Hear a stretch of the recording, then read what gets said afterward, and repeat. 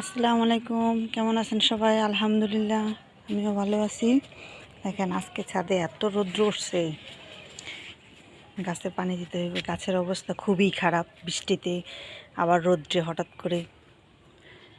তো চলে এলাম গাছের কিছু পরিচর্যা করতে। এখানে দেখেন আমি এখান থেকে কাটিং করে এখানে কিছু ড্রাগন গাছের চারা কাট করে লাগিয়ে দিয়েছিলাম। এই যে বেঁচে গেছে, পুরকি চারা নতুন করেই ব্রাঞ্চ আসা শুরু হয়ে গেছে। তো দেখেন এখানে এমনিতেই এটা বাঙ্গি গাছ নাকি গাছ বুঝতে পারতেছি না, যে ফুল চলে আসছে এই ড্রাগন গাছের ভিতরে হয়েছে এমনিতেই। আবার একটা করলা চারাও হয়েছে। তো এখানে আমি এগুলিকে গোড়া মাটি আলগা করে তারপরে খাবার দিয়ে দেব। যেহেতু অনেকগুলি গাছ একসাথে, প্রচণ্ড পরিমাণে খাবার প্রয়োজন। কারণ গাছগুলি কত সুন্দর হয়েছে, মাশাআল্লাহ, কত সুন্দর ফুল আসছে। এখানে আমার ভেন্ডি গাছের অবস্থা খুবই খারাপ। আজকে ভিটামিন জাতীয় খাবার দিতেই হবে ওদের পর্যাপ্ত পরিমাণ।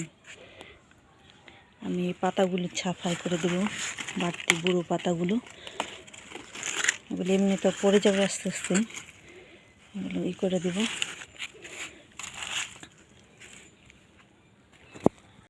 ময়লা পাতা ছাপাই করে এখানে আমি মাটি প্রস্তুতের জন্য তরকারির খোসা, বিভিন্ন পাতা টাতা গাছের যত ছাদের ময়লা আছে এখানে দিয়ে নিচ্ছি। তারপরে এখানে মাটি প্রস্তুত করে গাছ লাগিয়ে দেব।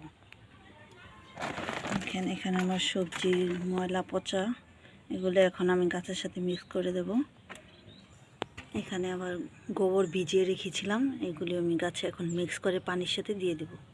এটাকে আমি একটু নাড়িয়ে নেব।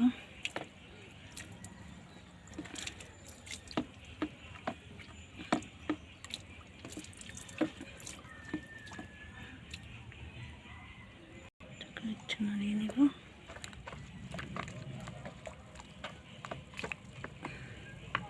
এটা হচ্ছে গোবরেরই, আর এটা হচ্ছে সবজির খোসা পচানো পানি। এই বালতিটার মধ্যে আমি আধা বালতি পানি নিয়েছি, আর এখান থেকে আমি এভাবে দিয়ে দেব মিক্স করে, আর এখান থেকে দেব একই মিক্স করে।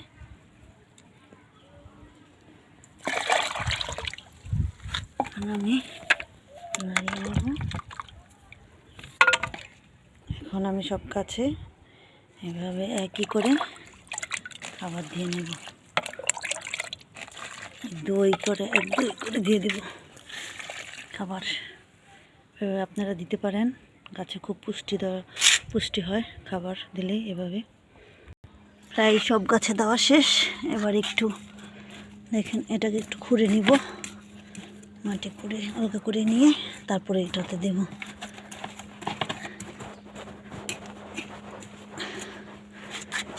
সবগুলো গাছে দেওয়া শেষ প্রায়, দিয়ে নিলাম।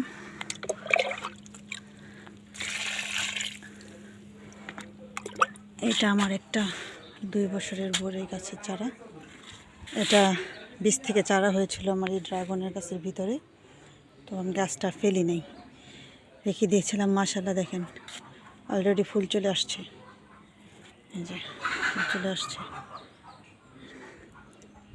চলে আসছে, কিন্তু ফুলগুলোর মধ্যে প্রচুর পিঁপড়ে আক্রমণ করছে। কুড়ি পিঁপড়ে, ছোট একটা পিঁপড়ে আছে না, ওই পিঁপড়ে দেখেন।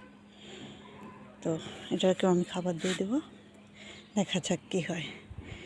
ফল ধরতে আজও ফল ধরে কিনা, বা কী ধরনের ফল হয়। তো ভালো থাকেন সবাই। আসসালামু আলাইকুম, আল্লাহ হাফেজ।